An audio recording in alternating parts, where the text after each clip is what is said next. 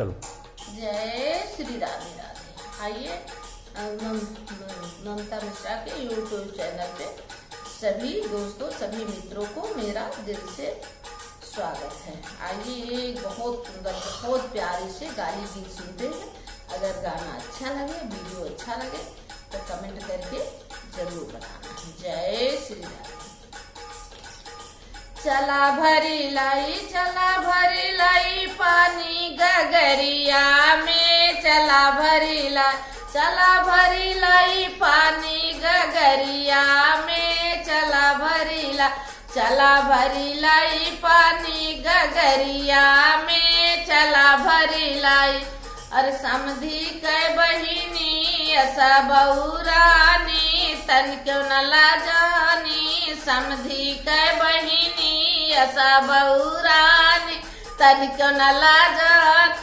अरे खोजा थी यार डगरिया में, चला भरी लाई पानी गगरिया में, चला भरी लाई पानी गगरिया में, चला भरी लाई।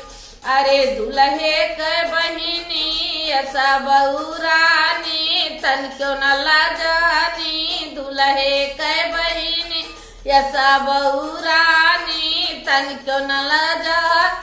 अरे हो जाती यार बजरिया में, चला भरी लाई पानी गगरिया में, चला भरी लाई पानी गगरिया में, चला भरी लाई।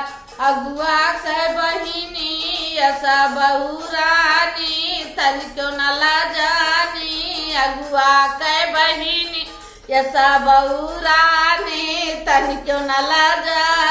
वो तो ढूंढा थी यार सहरिया में, चला भरी लाई पानी गगरिया में, चला भरी लाई पानी गगरिया में, चला भरी लाई। तिलक हरुन के बहिनी ऐसा बहुरानी, तन क्यों न लाजानी, तिलक हरुन के बहिनी ऐसा बहुरानी, तन क्यों न लाज।